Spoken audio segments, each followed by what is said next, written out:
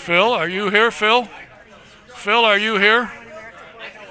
Phil, are you here? Phil? Phil, are you here? Fluffy? Fluffy? Is the house on? No, I just want to make sure you were here, Phil. Sit down. I don't want you to fall down and hurt yourself. We won't be able to play your Get Fiddle.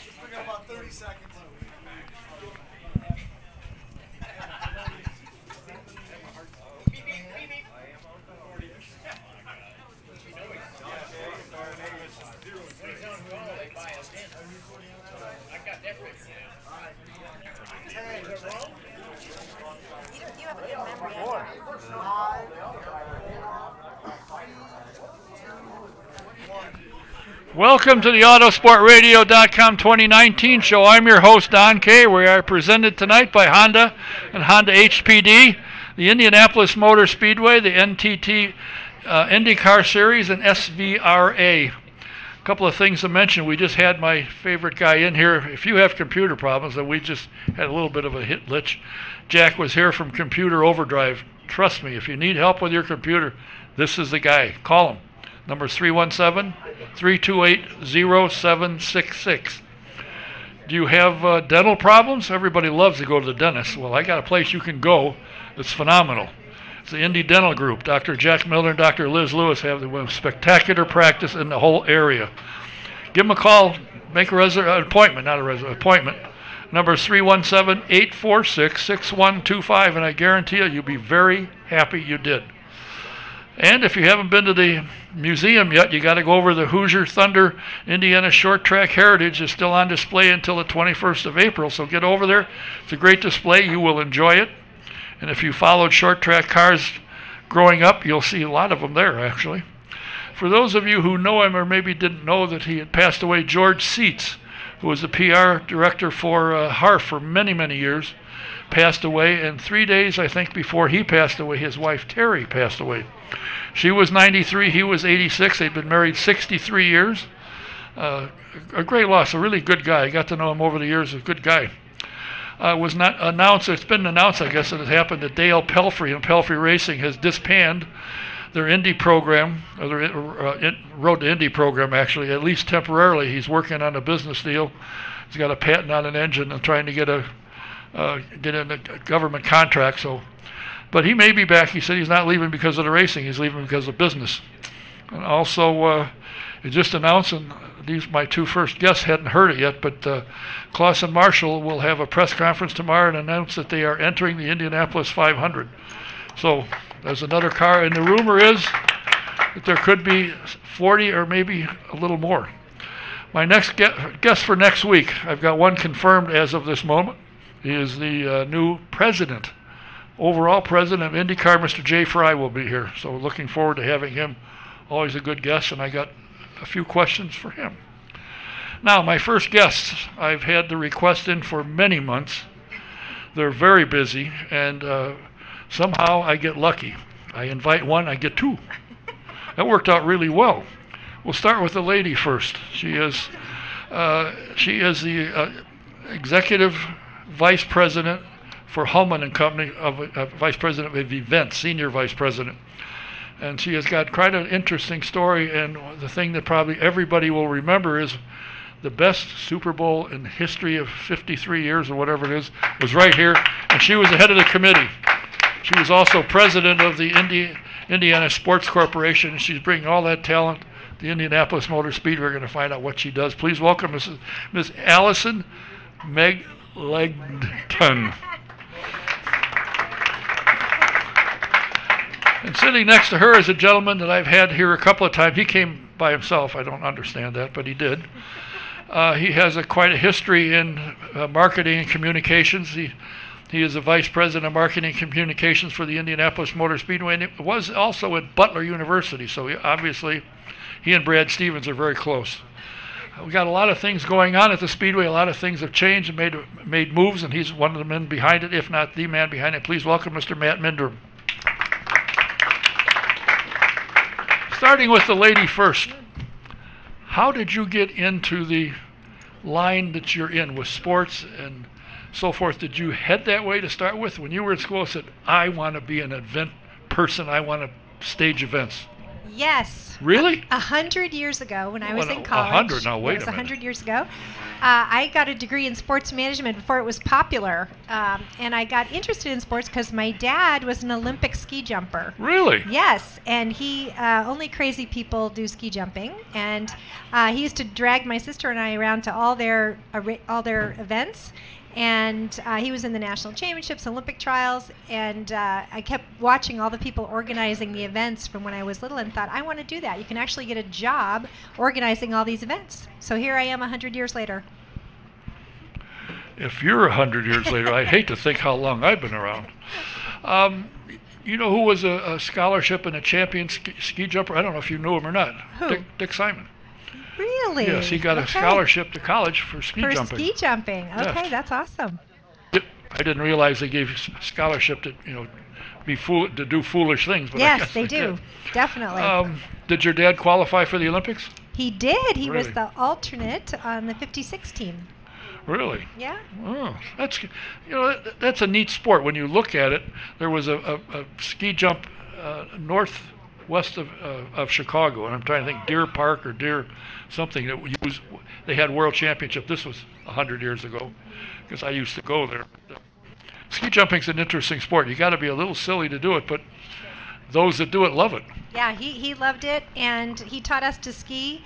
I was 4 years old. He took me to the top of a mountain and then said, figure it out, and let me go. So I always had a little bit of that daring part in me. So, were you born and raised in Indianapolis? I'm from Maine. I'm a maniac at heart. And I moved to Indiana in 1983 after living in Colorado. And that was a good move. Yeah, I moved Maine to Colorado to Indiana, but I love it here. I've loved it since the minute I landed here. I moved here sight unseen. I'd never been to Indiana. Was living in Colorado, interviewed for a sports job in Colorado, but the job was based here. Got the job. I put an ad in the Indianapolis Star for a roommate. That was a long time ago. People don't do that anymore, but I did it back then. Good or not. Yeah, and there was no internet. There was no, no way to check anybody out. But I drove here from Colorado and moved in with a young woman that was great. We ended up living together for 3 years. But the second I got here, I knew I wanted to stay because I loved the people. And I loved the Midwest feel because I'd been East Coast and then sort of Rockies, and I love it here, and I'm going to stay. Now I'm a Hoosier. I've been here since 1983, so that's a long time. I qualify. You're getting close. Yeah. You're getting close. I've been here since 90-something. I try and tell them I came to the first 563. That ought to count for something. that counts for a lot, actually. Yeah, well, foolishness. The first year I lived here, though, I did come to the Indy 500, the very first year, and almost every year since, before I worked at the track. Yeah. Almost. I had a couple years that I didn't come because I was out of town from my other job I had. So when you came here, what was the job that you came from Colorado here for? I was working at the U.S. Olympic Committee. And Jeez. I moved with USA Gymnastics. Really? Yes, the NGB that was relocated here from Texas. Huh. I bet you're glad you're not around there the last few years.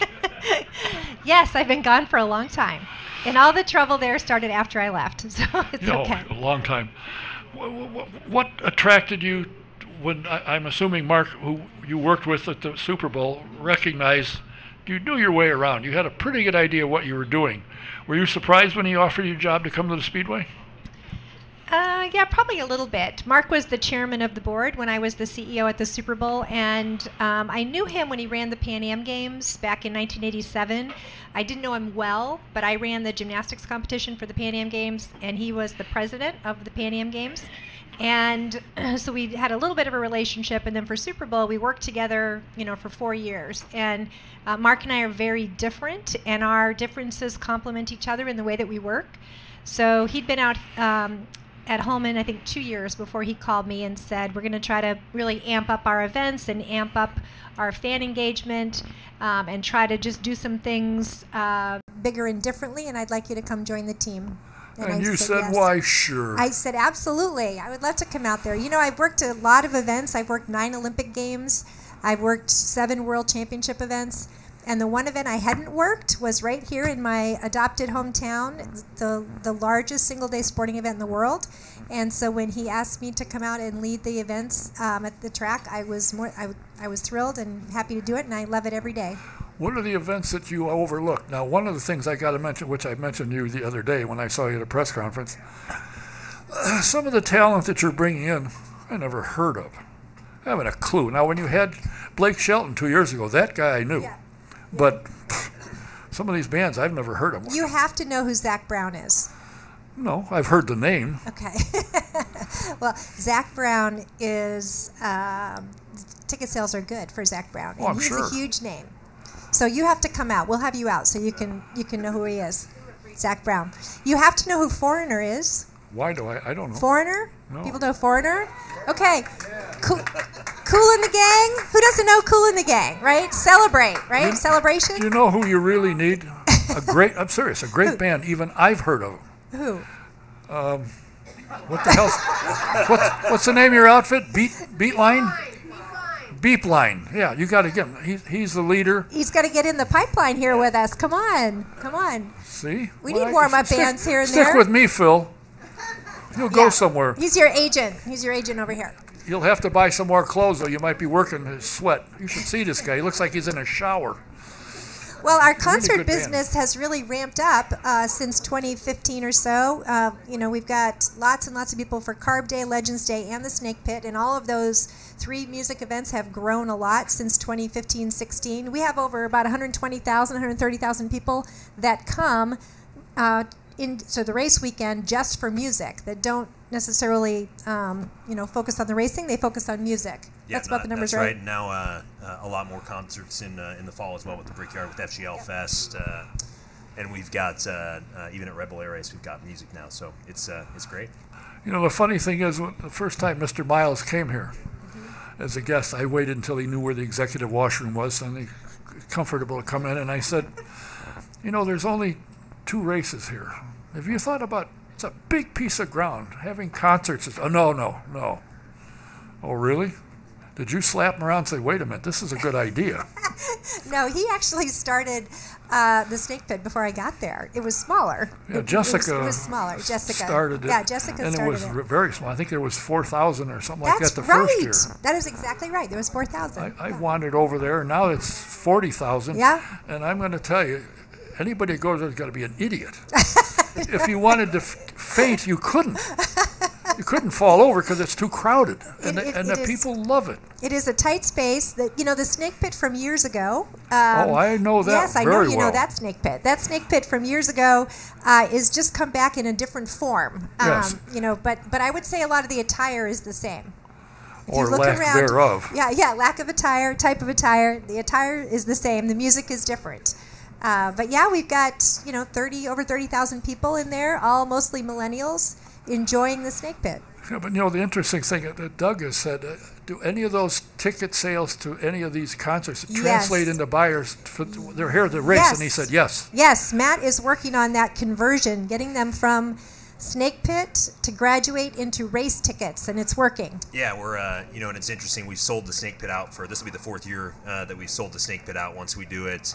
And that means we have all the information on these folks too, right? So typically you find 18-year-olds, 21-year-olds, they don't like to do things very far in advance, but since it sells out, they have to buy tickets in advance. We know who they are. We've been tracking them for a few years now, and it does look like they're converting into race fans and coming out to the infield and then buying tickets in the North Vista. So it's just what we wanted to see. What the silly thing is, you stand there and put up with all that nonsense. Why not get a seat where you get a little air, and you hear the noise anyway, go watch the race. Yeah, those millennials are also transferring into glamping. We've got a lot of glamping tents that we've rented to millennials. And then a lot of the seasoned fans are in the tiny houses. Like me. I stay in a tiny house over race weekend. I do. You fit very well, I'm sure. I do fit in the tiny house, yeah. Matt, you have been involved in marketing communications, I trust, from what I've read, since you graduated. That's what you went to school to learn how to do. You got it. Yep, love it. It's fun to work with fans both here and at Butler in my last job. both things that people are really passionate about, and it's fun to work with things that people are passionate about. Now, as a vice president of marketing means you're involved in sales and bringing in sponsorships. When I first came here, and after I started this program, I'd come back and do interviews and do video stuff, which I don't do much anymore. And I said, have you guys ever thought about presenting? Oh, no. Sponsors? No, not a chance. Oh, really? Things have changed dramatically. Yeah, it is hard to do something different than what you've done forever, but I think we've been blessed with some great sponsors through the years, and are blessed with some great ones right now. And a really good sponsor, of course, there's the sponsorship income that you get, but I think more important than that is a good partner will go out and activate for you in the marketplace, help you promote the event. And I think both Pengrade and now Gainbridge for the 500, as well as Verizon and now NTT for the IndyCar Series, have both been great examples of that. And it's my understanding that all of them are going to promote the event. I watched 5 minutes of the Daytona 500 when there was a first crash, and somebody texted me about it, so I turned it on. They went to commercial, and by God, there's the 500. And then at the Atlanta race this past weekend, I once again wanted to see how many seats weren't occupied. I turned it on, and here comes an Indy 500 promotion. NBC is stepping up, which hasn't been done for years. And I could never get an answer from ABC. Why the hell don't you do it? Well, we don't promote events we know people, or we promote events where we know people will be there. If they don't know it's there, how in the hell do you know they're not coming or watching? Yeah, we loved the partnership with ABC for 54 years. Is that right? 54 years with the 500. So we loved everything they did for the race, and we miss those guys. But we do love what NBC is doing so far. If anybody watched on NBC the Colts game, the Colts playoff game, and then the week before that, both NFL playoff games on NBC, they dedicated inventory that is really valuable inventory to promote the race and to promote TuneIn, and that's something we haven't seen in a while. So we're excited about it. Well, was it just locally or was it nationally? That was nationally. So we've supplemented with some local buys. What you saw during Daytona was probably a local ad, but what you saw during those two NBC playoff games and what NBC's been playing consistently over the last month to month and a half in some of their big sporting events, that's national publicity. Yes. They have what they call the championship series, so they're major events in golf. They have the Kentucky Derby. They've included us in that. So we're getting a benefit from all these other events that are happening on NBC. The Derby weekend, they're going to actually do some pre-race things during the Derby from here, which is going to be exciting. And then race day, they've expanded their coverage significantly. So they're going to be on NBCSN in the morning from 9 to 11, and then network 11 to the conclusion of the race, and then they'll go back to NBCSN at the end of the day and stay till 7, which we haven't had that kind of coverage from ABC. So it's going to be a big opportunity for us to make sure that we've got lots of fans there, lots of engagement, lots of activity, so as they're projecting all those images, they can really see what it's like here. Oh, I had. And Beep Line will be there, probably tuning up. Me. By the way, Beep Line is playing. Where are you playing Saturday night? Beach Grove. Oh, where? Mikey's Bar in Beach Grove. Okay. Oh, congratulations, Mike. I knew you were slick, but I didn't realize how slick you are. Anyway, if you get a chance to hear these guys, they are really good. Phil told me they were, and I thought he was full of hooey, but I heard them, and they are really good. So if you get a chance, Mikey's in Beach Grove Saturday.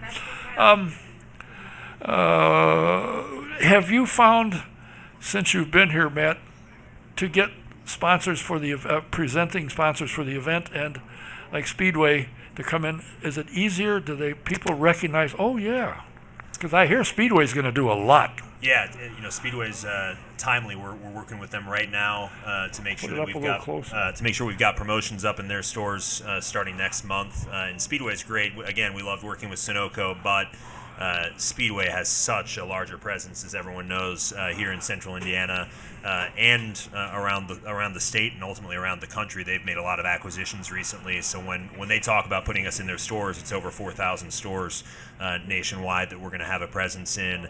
To your question about whether it's gotten easier or whether it's easy, it's never easy to find great partners. But I would say with the momentum that the series and the event and the Speedway have right now, the Indianapolis Motor Speedway, that it has gotten easier because I do think folks are recognizing the value there and seeing more value in IndyCar, more value in the 500 than maybe they see with other properties. Well, with the coverage they're going to get for IndyCar, especially, it's very good. And I had Steven Starks here last week, and I, among others, didn't really know what's this gold program. Well, I was disappointed to find out that the gold program is fine. They're going to have a boatload of hours from the 500 during the month of May and other things, but Indy Lights are left out. And what's the step to IndyCar? Indy Lights. But they're not going to have it. It's going to be on gold, but it won't be anywhere else. They're not going to televise. They're not going to redo it. They're not going to do anything. If you don't have gold, you won't see it. Yeah, the thing with gold, and I think gold's going to be a great thing for our fans, and generally the response has been pretty positive. It's a trade-off, right? Because some of what used to be free on YouTube now you have to pay for, but there's a lot more coverage. It's now produced coverage with commentators. It'll be higher quality coverage. So overall, I'd say the response from fans has been positive.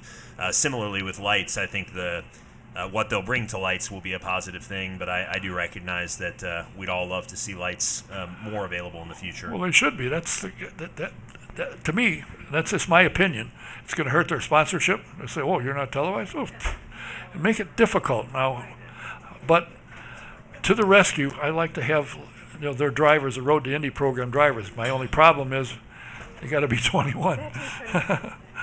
But we do manage sometimes to have their guardian or parent or something with them. But I think when you look overall, it's, the series appears to be healthy. I think Indy Lights and the Indy Pro series will be good. And USF 2000. Now they've got some heavy names in there. You've heard of Rubens Barrichello. I'm sure his son is in there, along with Dr. Jack Miller and his son Jack. And there's some, and Butch Meyer is entering. They got two cars. He's crew chief on one, and his son is on the other. And they haven't announced their second. He told me who the first driver was, and I forgot his name. But they're going to announce later this week who his other driver is. He said you're going to be surprised. So I think IndyCar racing in general is growing, and how important, particularly for the month of May, but you do have other concerts, how important is the music and the concerts to the entire event? I think it's really important because I think a lot of our demographics and statistics say that for the Indy 500 race weekend, 20% of the people that come are avid race fans, and 80% are event seekers. So they're seeking a major event experience rather than watching the racing. And so if you're believing those statistics, and if you're trying to feed that audience so it can continue to grow, then music is a huge part of that. And the other thing that's a big, I think, this year heading into the 500, we've got to capture again the momentum from Fernando Alonso. That's another important thing for us to make sure we're getting a global audience, a global event. For Indianapolis, we want May to be the global destination. And so wherever you are in the world, come sometime in May and there'll be something for you, whether it's qualifications weekend or the Grand Prix, which is a fabulous family event, or Indy 500 for the crazy epic weekend, and all the community activities we have. We want as a community to have Indianapolis be the global destination in May, and so having a driver like Alonso come helps us with that because it'll bring more international fans. And I heard he was here in 17 last year. He wasn't here, and they lost almost 1 million hits on the website. But now they've got some kids that are coming in that have run Formula One. I think one from Sweden and Rehnquist and wherever. Yeah. And with IndyCar having the rights to the television, that opens the entire world because they can take care of it and make sure it works. So that's good. What were you going to say that I so rudely interrupted you? No, I was going to say it's funny you ask about the music. One of the first things you learn in your first year marketing class is you don't try to be everything to everyone. But I think if we've discovered an exception to that rule, it's the Indy 500 and Indy 500 weekend to put over 300,000 people in on Sunday, add another 100,000 plus between Friday and Saturday. We've got to be everything to everybody. So I think the music is a huge part of that. And I suspect this year when qualifying, again, when I came here in the 60s, on qualifying day, there was many people as there was race day. Yeah. And on bump day, it was a big deal. It's tailed off, but I think it's going to start to pick up because they got some good people, and obviously a 5-time champion, great guy. Alonzo coming will help immensely, I'm sure. And the more cars there are, as you were commenting at the beginning, if we have 40 cars, the more people that can get bumped, the more popular it's going to be. And so we're excited every time we hear there's a new announcement. You said there's one coming tomorrow. We hadn't heard that today. Usually we get the gossip first. So I don't know where you're hanging out, but we need to hang out with you. Well, it wasn't gossip. It was an email. It was sent from Klaus and Marshall. Maybe they don't know who you are. I'll have to let them know. I don't know. I can't imagine. Maybe I got so many emails I didn't see it today. Well, that's possible. Well, I can confess to one thing. There wasn't one of them from me. Okay. I communicated with your associate here. That's right. And he pointed out to me that I misspelled your name, which is... That's okay. It's very hard to offend me. It's fine. Well, I wasn't trying to. I don't want to, because if I offend you, you won't come back. And I like having you come by once in a while. Is there a particular type of music that draws better than others? I mean, you had Blake Shelton here, who's a country and western singer. It's amazing to me how popular he is. Good grief. Well, he's popular a lot because he's on The Voice. And, well, that helps. All those 4 judges on The Voice are great, and we are excited because NBC covers The Voice. Yes, and it so, does. again, another thing about NBC is they're helping us with different partnerships from their different entertainment divisions. So we have an opportunity with NBC that we didn't previously have with ABC, even though we tried to have it, to work their other networks in their different departments to be able to help us with different things. And the Today Show, their various news organizations, and so forth. So really taking, and my relationship at the Olympics has been with NBC as a producer for a number of years. So I know how powerful NBC can be as a network when they get all of their divisions working in the same direction. And it's exciting, because they're thinking about us across all of their platforms and across all of their channels. And that you pull that together, you get a lot of momentum. And Don, on your question regarding genre for music, I think, again, in the vein of sort of something for everyone, I think we've had a ton of success with classic rock on Carb Day, 70s and 80s bands primarily. You'll start to see there are becoming fewer of those 70s and 80s bands around, so I think you'll start to see us probably getting into some 90s bands. We've done a little bit of that, like when we had Steve Miller Band and Bare Naked Ladies a couple years ago. We think Foreigner and Cool and the Gang's a great lineup this year. And then on Saturday, we've been in the country genre since we started Firestone Legends Day concert back in 2015, 2014, I think, and we found that to be a great genre. And then the electronic dance music on Sunday morning obviously is a whole different thing. But it sounds like it's your favorite part of the event. Sitting out here is a guy who knows all the music. He's a Grateful Dead devotee.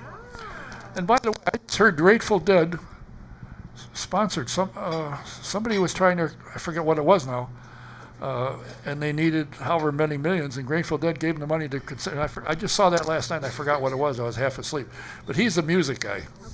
Do you like the people they booked this year?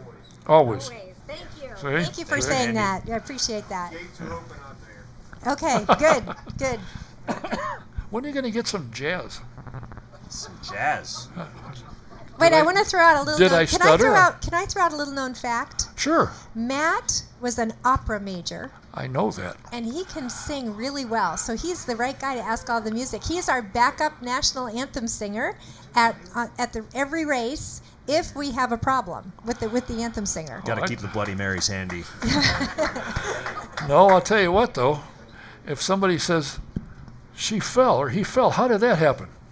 You pushed him so you could hear Matt? One of my questions was going to be if you would give a rendition. I had heard that. Somebody said, you got to ask him about his singing. He's quite good. Last year, Kelly Clarkson was having trouble in the dressing room trying to get ready in time because we had her doing so many things. So we texted Matt, get warmed up. You can do it if Kelly Clarkson can do it. Get ready. Right. But she was ready in time. Thank God. Yeah. It's amazing. Speaking of mentioning, and I like to watch The Voice because I like the way Adam and Blake get together, and now they got John Legend. Is that his real name, Legend? I don't know if that's his real name, but I love him, and I hope we can get him here Everybody in the next couple loves years. him. He's won every award possible. The only thing he hasn't won, he's won an Oscar, he's won Emmys and Grammys and all kinds of stuff. He said, what I haven't won is the voice, and that's what I'm after. Okay. Well, he's great, and we go forward the next few years. We're going to go after him, too, with NBC. And you also noted, as a result of her being on that program, Kelly Clarkson is now going to get her own talk show. Is that right? I read that somewhere. She's going to have a talk show. That's exciting. Are you going to? John Roger Stevens. Ooh, what? That's John Legend's real name. John Roger Stevens. Oh. Yep. So, since you are a musician, and did you major or minor in singing? I was a vocal performance major. Really? Yeah. Just give us a little tune Nope, here. not gonna do it. You didn't buy me any drinks at dinner. Couple more Bloody Marys. Bring Matt over a beverage. Well, that brings another question. How in the world did you get into marketing communication, being a songbird? Yeah, good question. I've sort of stumbled into every job in my life, but have loved every minute of every one of them. When I was down at IU studying music, I worked at the performing arts venue down there, and ended up working on marketing and ticketing and a whole bunch of stuff that was a lot of fun. Ended up going to get an MBA after that. So went off to grad school and then got into the pharmaceutical industry. So sold drugs for 6 or 7 years. Yes. Before heading to Butler in the marketing role, and then here to work with Allison and Doug and Mark a few years ago. So it's been great. Love it. It's a lot of fun. He's found his calling with us. He's a major mover and shaker with us. He is constantly focused on the fans, making sure that we understand our fans. We're providing everything for our fans that we need, selling tickets, outreach to sponsors. He's doing it all for us. So we're thrilled to have him. And it's just a bonus that he can sing. Does he ever at any meetings get up and sing, welcoming everybody to the meeting? I've only seen it twice in 3-4 years, and it's been after beverages. I don't even remember. Yeah. Have you performed anywhere within the last 3 or 4 years? Weddings and funerals, for the most part. I prefer weddings, but I sang at my church up on the Northwest Side for quite a while until we had kids, and then sing at weddings and funerals. I was going to say, you had kids? Your voice changed? Nope, just ran out of time. I see. It says, I got from the Peanut Gallery from somebody. It says, current Indy is a great coverage. Will or is there support? What does this say? A support advantage racing program in covering those who participate in preserving history. Vintage. I'm sorry, vintage. Oh, vintage. Vintage. There's support vintage racing. Oh, is there a support vintage racing program in covering those who participate in preserving history? Yeah, I'm not sure what the question exactly means. However, one must note that before your time, you were just a young girl. You weren't even born yet. One of the greatest races, they used to race twice a year, was at the Milwaukee Mile. The fabulous racing there. There's going to be an event in June. The ARCA Regional Series is going to be there, and participating in it and been invited as the Vintage Indy Registry will be there with cars. Bill and Fluffy were there last week when they made the announcement. They brought the car, one of their cars up there. And then, of course, Tony Perella brings his organization here. Now he's running Trans Am here as well. So the vintage business is growing dramatically. Is there any working between vintage people and IndyCar when they go into an event? Gateway has it, of course, with the Vintage Indy Registry, but do you guys have anything to do with any of that? Say, let's have a vintage weekend besides the one that's here. That's a great question. Matt and I don't directly deal with them because Tony Perilla works with Jared Krisloff and with Doug Bowles, but I know it's important to us. It's important to our history. The SVRA race is important, and we do a lot of work around that race to make sure that Tony has what he needs, and hopefully it's going to continue to stay with us and grow. The whole thing is growing. I think Gary Munshine has got an organization, Classic Racing Times, out in the East Coast, and he's at Pocono, and he was at Phoenix until they shut the doors. And I'm sure I know he's looking for another venue somewhere. But it seems to me that Tony has waken up the world that there is vintage cars. They are running. In fact, they have a 1977 Don Edmonds car at the Grant King shop that is available and ready to run for a vintage. So if you want one, go over to the Grant King shop, take a look at it. what's next for you? What, at some point in time you're going to say, geez, I've booked Trying to get rid of me already? No. Okay. No. I've only had you here twice. Why would I do that? I've got to have at least 3 before you say enough of this. What's next for me at the track? Anywhere. What's next for me? Have you got a goal I'm going to St. Pete, which I'm excited about. Race I'll see season you kicks there. off next week. Charlie's going to win the race. He's here. I saw him sneak in over there. Charlie's going to win his first 2019 race for his brand new daughter. How many of you know Charlie just had a baby, which is wonderful, and she's beautiful. So next for me is I'm ready to get out of a little bit of this cold weather, go to St. Pete next week for the race. Matt and I'll both be down there. Matt? Yep. Are you going? I am, yep. We'll be down there. Well, are you going to buy her? I'll buy you around if you'll warble. Yeah, if you'll sing. Look for me. Okay. We'll if you'll figure sing. it out. Look for you. Hell, I'll call you. Well, I can't call you. I don't know your number. So yeah, we're both excited to get next week kicked off. We're under 100 days for the Indy 500. We're down to 92, I think. I think that's right. And so we're crazy busy over there at the admin building, but feel really good about the season. Feel really good about our NBC relationship. Certainly the driver lineup's looking great. So what's next for us is surviving the next 92 days. I'll speak on behalf of both of us. That sounds good. Isn't there a 50-day get-together of some sort? I heard about something about it. Yeah, we try to keep I don't know if the countdown is annoying to everyone or motivating to everyone. So we talk about that all the time, but we're going to try to keep dribbling that countdown out there so people know. And as again, we focus on Indy being a global destination in May and counting down not just here with us, but across the country and across the world. Well, I got news for you. There wasn't too many people that were disgusted with the 100 because there was over 2,000 there. It was terrible. I had to stand outside.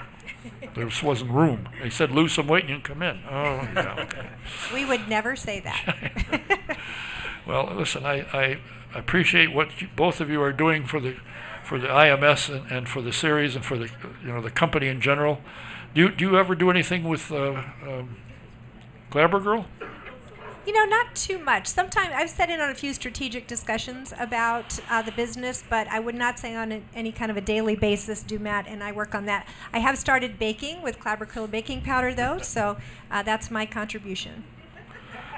Well, I bet you don't buy it off the shelf. I do. I do go buy it. I want their profits to be good. I buy the baking powder. Well, I thank you both for coming here. I know I've tried to get you off and on over the last few months, and you finally had a night open. I appreciate you coming here. Well, thank you for having us. We always enjoy it. Nice to see you. It's fun. And don't forget, all kinds of events going on. The Snake Pit isn't what it used to be, but it's more crowded than it ever was. You know what's funny about that? In I think the late 60s or mid-70s, AJ was out, I think he was practicing or qualifying, I can't remember which, and as he went through turn 1, he said something to his crew chief. You see what's going on there? He said, how in the world are you watching that? Next time he came around, he said, holy smoke. So it was quite a show. Whose ice water? He was talking about the ice water. Sure he was. Thanks to the Senior Vice President of Events for Hulman and Company, Allison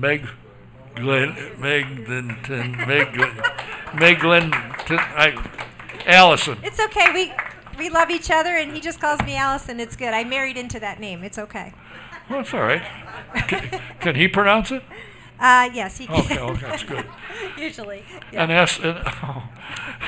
And also the Vice President of Marketing and Communication for the Indianapolis Motor Speedway, where to me they're doing a great job, Mr. Matt Mindrum. Thanks, son. Thank you. Thanks for being here. Now, somebody mentioned the guy is here, the new Papa, so we'll bring him up. In the meantime, I want to remind you that if you want to see what the race drivers, and here's one coming, enjoy about it, you got to take a ride in a 2-seater. It's great. You can go to IndyRacingExperience.com, find a date that works for you, and book it. And when you're online, in the promo box, put SJ1, and you get a 50% discount. You have anything you need stitched or embroidered? You got to go to Stitches 2 on Gasoline Alley. Give Fran a call or tell her what you got, what you want, and how you get it there, and she'll take care of it. The number is 317-271-3444. That's Stitches 2. And you want to watch the vintage cars. They're coming up this weekend in Sebring. On the 28th through March the 3rd, the 2019 Sebring Vintage Classic. If you're anywhere in the area, by all means go and see it. You'll love it. It's great events, and some of the cars that you saw as a young kid or young gal, you might well see them out there, and probably will, and they're running. And if you want to keep up with the vintage world, what you need to do is go to svra.com and subscribe to Vintage Racing Quarterly. It's a first-class magazine. Great publication, a lot of good stories and information. Find out what some of the drivers are doing. So you get a chance, give it a shout. Look into it. Is it time for insurance for your home, your car, or commercial building? Then you got to do what I have done and a lot of people have done. Go to VP Insurance. They're located at 5004 West 16th Street in beautiful downtown Speedway. Give them a call. Tell them what you need, what you have, and trust me when I tell you, they don't leave you say, well, you had a problem, so what? They're right there with you. Number is 317-248-0070. And if you're looking for a new or experienced car, check out Sam Pierce Chevrolet. Find out the best prices in the country are indeed in the country at Daleville. Take I-69 north to exit 234 and go east 1 mile, and you won't miss them. My next guest is a veteran race driver, one of the really good guys in the sport. He has won at everything he's done. He's gone to Europe, where he drove in the G3 and 4, I believe. Formula 3, Formula 4. Okay, well, that was close. And has won, and strangely enough, when he was over in Europe, he drove for the team he's driving for now, Carlin. He's won in every series he's been in, including IndyCar, and I'm pleased that he had a chance to come over. Excuse me, he gave the diaper changing duties to somebody else. Please welcome Mr. Charlie Kimball. Thank you. I think it's important to thank my mother-in-law, who is keeping an eye on our little girl so that I could come out tonight. So not that she ever complains about coming over and watching her granddaughter at all, but it is much appreciated. If you're tuning in at home, thank you. How's your family farm doing? Have they recovered from the fires? It's going to be a longer process than a year, but they are, for those of you that don't know, my parents grow avocados in California, and my sister is assistant ranch manager out there. And we were hit pretty badly with the Thomas fire early December of 2017. My parents lost their house, the barn, about 60% of their orchard, their livelihood, and hit sort of historically. My dad's family's been in farming for generations. In fact, my sister and I would be 6th-generation farmers in the county. And so my wife and I were out there at the time helping fight the fire and then starting the cleanup, starting the rebuilding process. We spent 6 weeks out there last winter. As my deal with Carlin was coming together and getting announced and starting to organize the beginning of a new year with a new team, I was out there kind of doing everything remotely. And so they've started the rebuilding process. They've gotten a lot of freshwater rain this winter, which has been really nice. I think my dad was saying that they've gotten about 22, 24 inches on the ranch over the season, which is not record-setting, but still very healthy for the they got 2,000 baby trees in the ground last year. They have 10,000 to plant this year, and then up to another 4,000 in 2020. So they expect that with rebuilding time and the time it takes for an avocado tree to grow enough to produce fruit, that they will be kind of back to where they were before the fire in 10 years or so. So it's going to be a long road, but they're making progress, and the whole community, honestly, from the racing community to the farming community, Chevrolet was instrumental in getting us replacement trucks. My sister's truck burned to the ground, so we got a new Colorado out there. Even Honda, T.E. McHale, been a great friend when I raced for Honda and won with them at Mid-Ohio. Offered to help and replace some of the portable generators, because without having a barn, we no longer have permanent power. So trying to sort out that. Everybody, even an Andretti sponsor that I've met socially here in town, sent pallets of tools, crates and pallets of toolboxes and tools and torque wrenches and floor jacks and everything you could ever want to stock a barn. So the outpouring of support from the racing community as well as the farming community has been incredible. So I appreciate you asking, Donna. It's a long process, but we were out there taking our daughter out to meet her great-grandmothers, and aunts and uncles and cousins, and they're making a lot of progress, and it's great to see. Now, it's not strange that you got into motorsports because your dad designed both Formula One and Indy cars. Is that what drug you into it? You watched and hung around and said, I don't want to build it, I want to drive it. Well, I grew up watching, and for the really exciting opportunity to try and spot my dad on TV on Sunday morning at Formula One races when he was at the track as a race engineer and technical director and that sort of thing. And then eventually I started to get interested in go-karting. One of a Christmas project, my dad had an old go-kart that he drove around the farm as a kid. And when he went to college, his younger brothers got a hold of it and ran it into the ground and ended up in storage and fell into disrepair. So he and I worked on it for about 4 months, rebuilding it, stripping it down, bead blasting it, getting it powder coated. And we drove down to a go-kart shop down in Van Nuys, California to pick up a seat for it, a shop by the name of Pitts Performance. Chuck Pittenger owned it at the time. And I saw my first ever racing go-kart and fell in love. And I was apparently like a dog with a bone and wouldn't let it go. And they finally relented in August and thought it might be a good idea for us to go racing. And really started as a way for my dad and I to spend time together during the week working on the go-karts and then at the racetrack on the weekends. And my mom and older sister would come out to the racetrack and have a picnic and kind of see what it was all about. And turned out to be pretty good at it, fell in love with it, and never looked back. How did you get to Europe? I mean, besides an airplane or a ship, huh? It's usually an airplane. Yeah. I'm still waiting for the electron transfer so that I can just teleport, but that saves so much time in my life if I could just instantaneously beam place to place. After I graduated high school, all through high school, my mom had a rule. She said, unless you get some help from us, bees don't race. You have to get straight A's in school if you want to go to the racetrack, because I want to make sure you can go to college if you want to get a real job one day. Because apparently racing's not a real job. And so all through high school, I'll admit I got 2 B's. You mentioned my dad's an engineer. My mom's a mathematician. Both B's were in English, so genetically not my fault. English was not my forte. That's why I work with people who are much better wordsmiths than I am. And after I graduated from high school, I got accepted to Stanford University, my dad's alma mater, for their engineering program, because I'd fallen in love with racing. If I couldn't drive for a living, I wanted to design cars like my dad.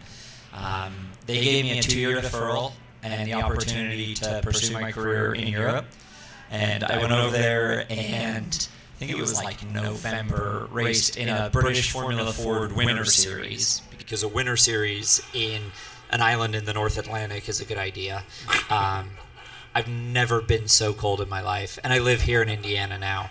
I remember using a hairdryer as I was strapped in the car, the Formula Ford, between the fiberglass panels, around the steel rails, so that I could feel my toes, so that I could feel the pedals.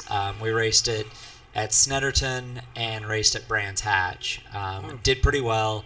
Went over there, did the British Formula Ford Championship the year after with Team JLR. Richard Dean, who was roommates with Zach Brown, who's current CEO of McLaren. A lot of long connections there. Yes. And then the next year raced in the British Formula 3 Championship with Carlin and was the first American in 13 years to win a British F3 race. Set track records at Silverstone and at Thruxton. Swept the weekend at Thruxton as well, which ran into my race engineer from British F3 was at COTA for the open test running one of the Carlin Indy Lights cars. And so he and I caught up, and we were reminiscing about the old days, because I'm not sure they're good old days sometimes, but the old days from the F3 days. Now, your season has been curtailed considerably this year, but you still have Norva Nordisk behind you. Are they into something else, airplane flying or kite flying or something, that they cut the program back? Because you've been on the road for them for a long time. And you convinced my house, my wife is diabetic. She switched to your product because of you. Well, we appreciate that. Thank you very much. One sale.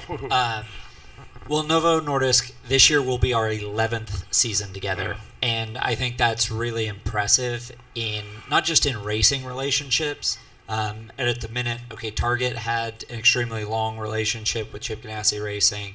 I think ABC Supplies and AJ Foyt Racing, maybe DHL with Ryan Hunter-Reay.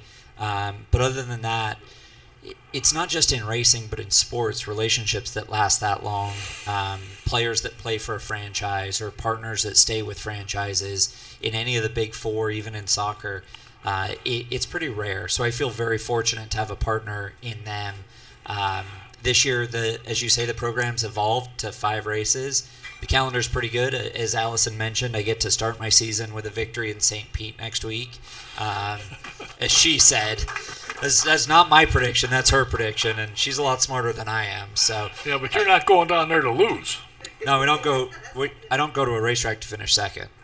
No, I don't think any of us do. Of course not. And then, so I start the season in St. Pete, finish the season at Laguna, and have 3 big ovals in the middle with the Indy 500 anchoring our season here in May. Texas Motor Speedway, where I still hold the track record from my pole run in 2017. And then Pocono Raceway, where I was part of Chip Ganassi Racing's first podium sweep in IndyCar way back in 2013. So it's a great calendar, great schedule, a few different types of racetrack that's across the country and throughout the year. We're working on filling it out. So if anybody has any interested partners that is looking to be involved with a great ambassador and within the IndyCar series, especially with the NBC broadcast, I came in and heard you talking with Allison a little bit about the NBC relationship, and I couldn't be more excited by that because the growth in network races, free over the air through NBC, the application of over-the-top programming with IndyCar Gold, and the enthusiasm that they have to have internally to go and buy that property from a company like ABC that has had it for so many years. I think there's a lot of pressure on their marketing team internally to provide dividends and prove that they can do it right. And IndyCar, the Indianapolis Motor Speedway, the Indianapolis 500, the fans, the drivers, and the teams and sponsors are all going to win because of that. And I got to think, yes. And I got to think also that with IndyCar now controlling broadcast rights around the world, that when they get over to some of the areas in England, people will remember Charlie Kimball. That's where he is. I hope so. It is, from what I remember, the coverage in the UK is staying on the same network it's been the last couple of years with Sky Sports. I know the Brazilian broadcast rights have come together, Latin America, Scandinavia with Marcus Ericsson and Felix Rosenquist coming in this year, which is nice because then Novo Nordisk corporate headquarters in Copenhagen, Denmark, will be able to watch IndyCar races live as well as tape delayed on Monday night. So global partners and people that have worked on the Race with Insulin program when they were based here in the U.S., being based back in Europe, can still tune in and see races, which I'm excited about. It's been a big thing that you were discovered or diagnosed with diabetes, and it hasn't slowed you down one bit. It's been solved. Working with your sponsor, Novo Nordisk, they have put together a system that you can monitor yourself during the race. I mean, as I said, my wife has got, and there's times we got to stop and get something, or you have candy in your purse. Yeah, I did, but I ate it. Well, that's good. That doesn't help much. But you're able to monitor yourself and keep track of what you're doing during a race, and you can, get what you need into you so you don't pass out. Yeah, in fact, that's what I was just doing, looking at my Apple Watch. I have my blood sugar on my watch, so I'm able to keep track of my blood sugar through my phone, through my watch. My wife's able to stock my blood sugar as well when I'm on the road to make sure, because I travel a lot by myself, to speaking events, to tests, and that sort of thing. I think it gives a lot of confidence. But you talk about figuring out the solutions to this complicated problem of managing diabetes at 225 miles an hour around the Indianapolis Motor Speedway. It takes a team. It takes a race team that's supportive and believes in you. Originally with Chip Ganassi Racing, now with Carlin. Management has to believe in you. The engineers have to believe in you. The mechanics have to buy in and understand what diabetes means. It also takes a healthcare team. My endocrinologist is world-renowned. She's treated Olympic gold medalists. She's had people that have run marathons and ultramarathons, A-list actors. I always joke that she's the only person I know who's won Olympic gold medals, climbed Everest, and won an Academy Award all through her patients. And her diabetes educator, her device managers, and my exercise physiologist, who I've been working with for coming up on 9 years, I have a much better understanding of my physiology as an athlete with diabetes now than I ever had. And so all of that work that happens on cold Monday mornings in the middle of winter pay dividends when I get to the racetrack in March, May, through September. But it takes some unique tools. I mentioned the sensor I wear. I've got a sensor on my body, transmits to a display, and that display actually plugs into the car's data system. So as far as the car is concerned, my blood sugar is just like a sensor of tire pressure, RPM, oil temperature, oil pressure, blood sugar, gear. Literally, car and body data show up right on my steering wheel. And not only can I see it, but the engineers can keep track of it as well. So if I'm in the middle of a race, they can see what's happening too. You mean to tell me you don't in the middle? Yeah. In the middle of a race, you don't go like this. Check your watch. I don't wear my watch. My wife's very understanding, and it's about the only time that in the gym where I take my wedding band off. And she's well aware of it, so she won't kill me for saying that. But I don't wear any jewelry in the car just for safety. So having that number on the dash really helps. And back to my dad's engineering background, we were looking for a solution to be able to get water to stay hydrated during the race, but also a glucose-rich solution, a sports drink or orange juice, something like that, and be able to choose between water and that orange juice as needed during the race if my blood sugar started to fall. Because, funnily enough, holding on to 800 horses without power steering is kind of physical. And I tend to burn my blood sugar off.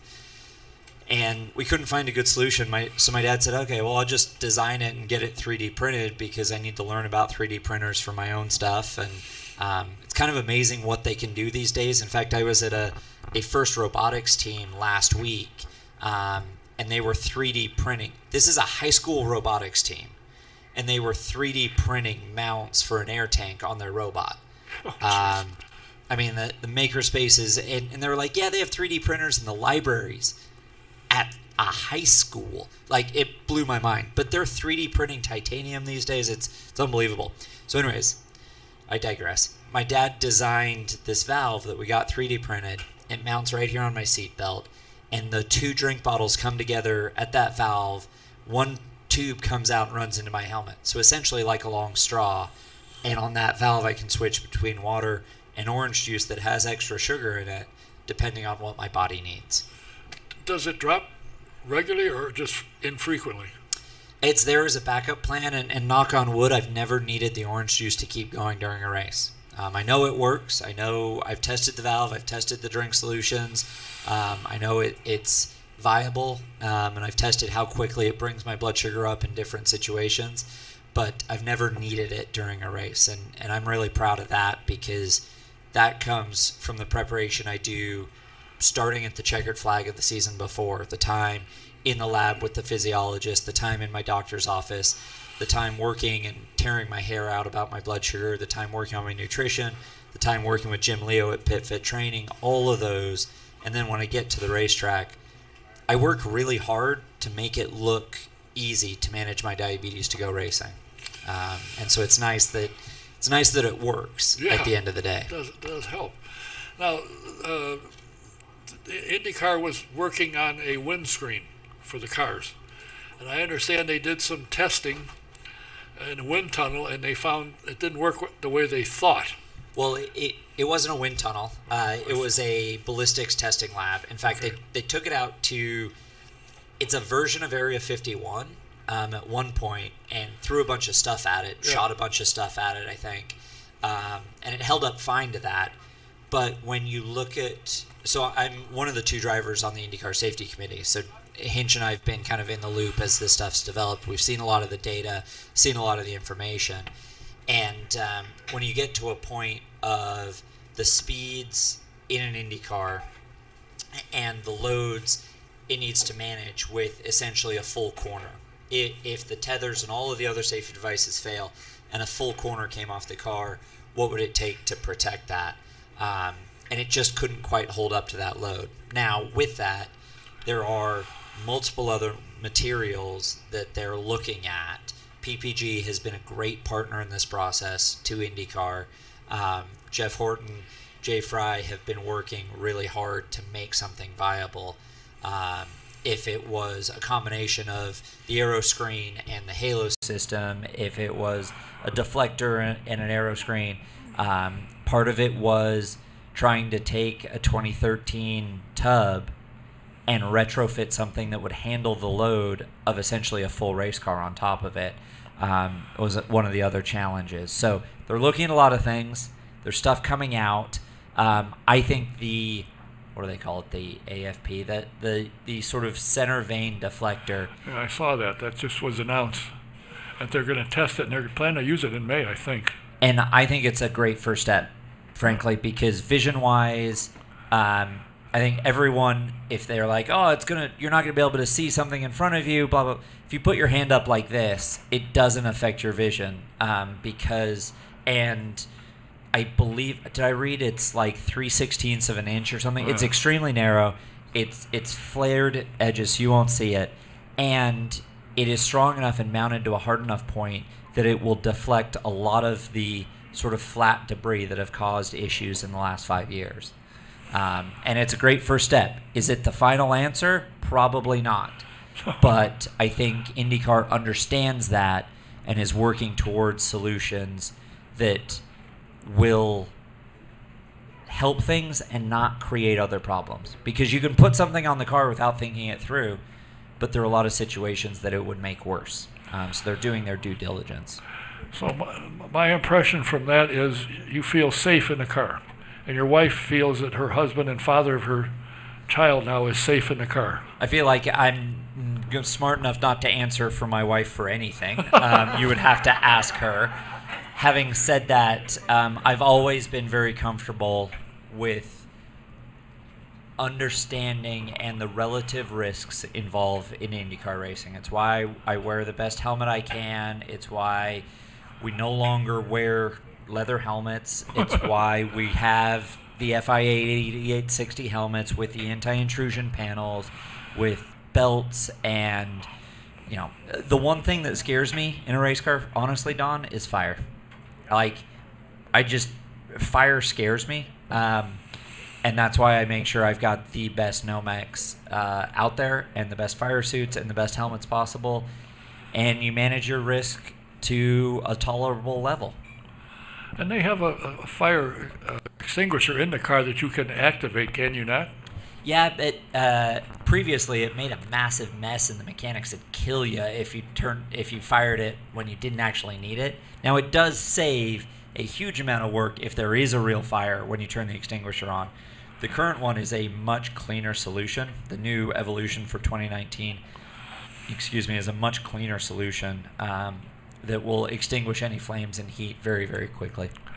Are you satisfied or happy with the design of the car, the new car, the way they've taken on and put the different aero package on it? It looks like they can race a little closer, and you're not as affected necessarily by the air.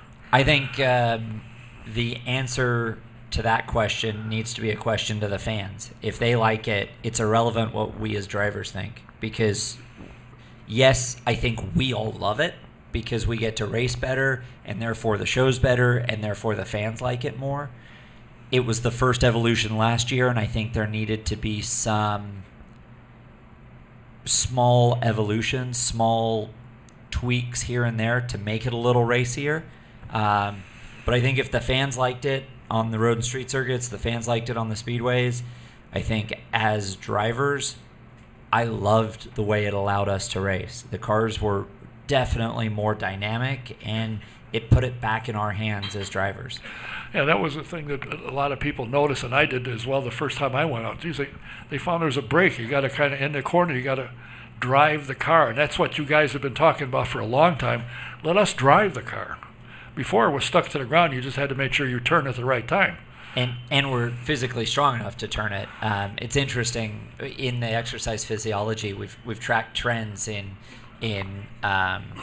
output power, cardiovascular, body composition, things like that. And we saw that when the aero kits came in, that my peak power went up and my cardiovascular went down. And then last year with the universal aero kit, my cardiovascular capacity went up, and essentially my strength and power adjusted down a little bit because the cars were lighter and I had to be more active in the car with less just pure power. So as athletes, the car has changed us as athletes because of the change to the design. And the thing and Firestone always impresses me, the changes they made in the tires this year. They said last year they ran the same one they ran the year before. Now they got less downforce. They've adjusted the tires, and they say the grip is really good. Yeah, I think so. Firestone's been an amazing partner. They make great tires. They're safe. They're durable. They're dependable. It's just not something we ever think about. And if there is any questions about tires, they're upfront and honest with what's gone into it. I think Kara is an incredible engineer and designs great racing tires. And her contribution to being transparent with the teams and IndyCar has made them a great partner, and I'm glad they renewed and are staying around for years to come. And the interest, it's a great company. They really, and people don't realize how much time and effort and money they spend testing. You say there's a tire test. Yeah, okay. Well, they do it for a reason. It's not to give you the time, although they do once they've done what they're looking for. So it helps everybody, and they're phenomenal. I've done a tire test, and in typical engineers' fashions, they're never done with what they want to do. So you think as a driver, we'll get a chance to test. They always have more they'd like to do. So typical engineer, there's always a list longer than the day.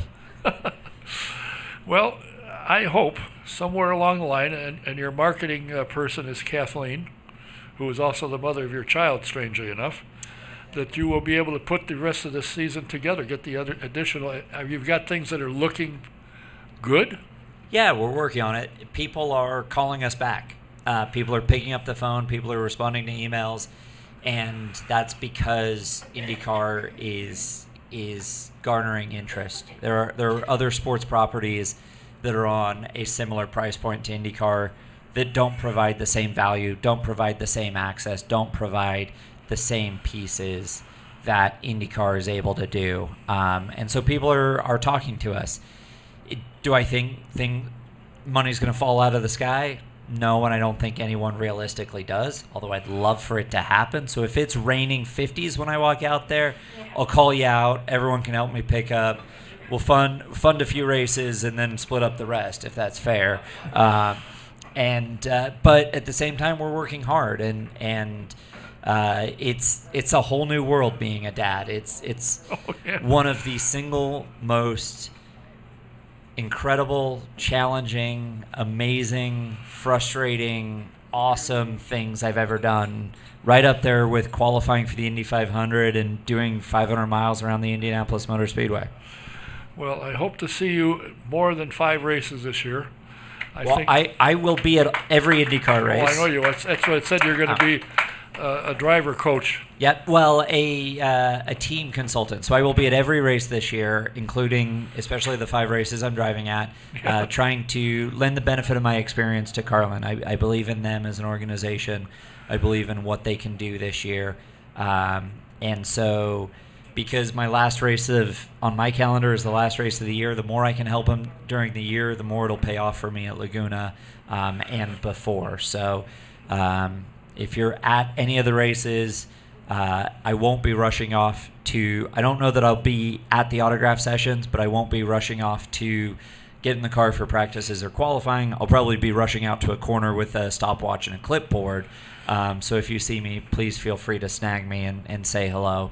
And I'd be happy to sign anything for anyone. I think it was Ironman Ivan Stewart once said he was sitting on the back of his truck signing autographs long after all the other trucks had gone home. And somebody said, don't you ever get tired of signing autographs? And the quote I heard was, I'm not worried about the day people want my autograph. I'm worried about the day people stop wanting my autograph.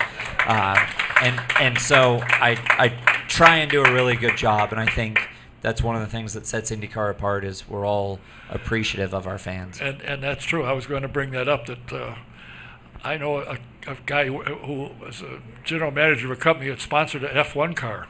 I said, you ever met the driver? No. Has he ever been to any of your events or parties? No. Can you get in the garage? No. Well, you're only spending $25 million. Why do you think you should get in? I mean, it's ridiculous. Whereas IndyCar, it's open. You guys are very friendly and approachable for the most Except part. for that Hinch character. I would not go talk to that James Hinchcliffe. He's... He'll try and get you to vote for him for mayor again. Is probably what will happen. Yeah, well, when you're a mayor of a made-up internet town, I bet if you lobbied hard enough, he'd make a cabinet position for just about everybody in here. I mean, it would not take much. Yeah, well, I think the biggest line I thought was funny when he on Dancing with the Stars, he said, "Now I get to go back to make my living sitting." That's right. Funny. Yep. Yeah, and I think it's funny, James. The only time I have seen him more nervous than on Dancing with the Stars was when he was getting ready to officiate Kathleen and my wedding, because he officiated. Finished with through the power of the internet, I now pronounce you husband and wife.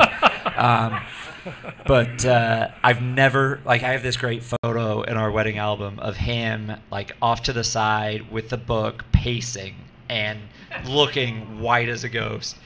And we told him we were going to watch the video for our 1-year anniversary, and he called us the next day and he goes, "Hey, are we still friends? I know you liked it on the day, but looking back, I thought maybe you'd hate it." So it's no, it was just as awesome as it was on the day.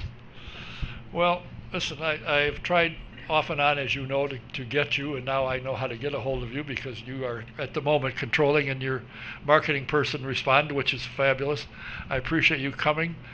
I know I speak for everybody here. We hope to see you run 17 races this year. If they got a car for you, I know they had another driver that was testing. If the stars align, they have said they will always have a car ready for me to run and get in and go racing. So I don't know what it looks like beyond St. Pete, except for Indy, Texas, Pocono, and Laguna, and I'm focused on that. But when things come together, Jim Leo's trained me to be ready for all year. So physically, I will have no problem with it. I've always said, have helmet, will travel. I'd get in a race car any day of the week, they'll let me. And Jim was here a couple weeks ago. I just yesterday, was my first day at their new location, and it's pretty awesome. So if anybody's looking for a gym membership on the Northwest side, some of his conditioning classes, it may seem intimidating based on the things he posts on social media, but he's a great trainer, he's got a great staff, and he's got great equipment. You'll never be bored, and you'll have a lot of fun working out. And what surprised a lot of us when he said he's got 11 drivers, he didn't want any more. That's enough.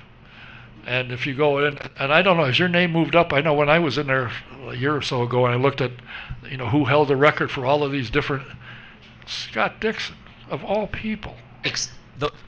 So I'm going to let you guys in on a little secret. Now, this is something you can't share publicly. But I have found the one thing that Scott Dixon is not good at. Ping pong. Or table tennis, either one. So maybe is that two things? If it's ping pong and table tennis, it's two things. Well, I don't know. If it's two things, Scott Dixon, that's the earth might break if there are actually two things Scott can't do. All kidding aside, though, yeah, training with someone like Scott, who is that incredible an athlete and has been for so many years,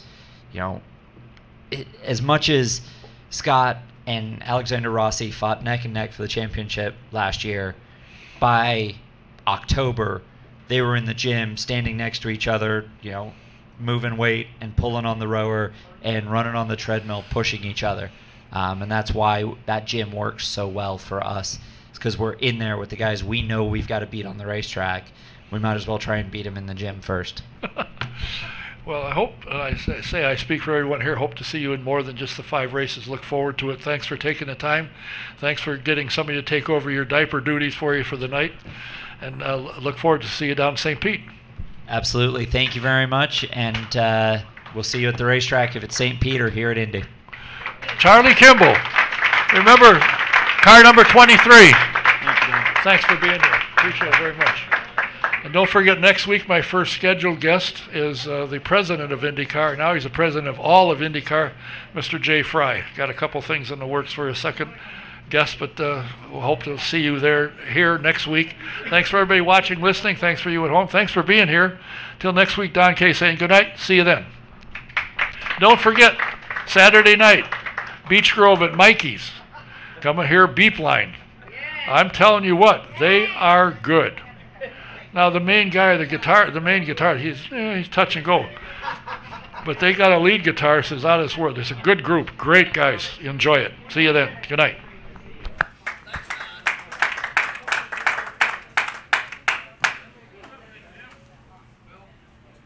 What time do you start?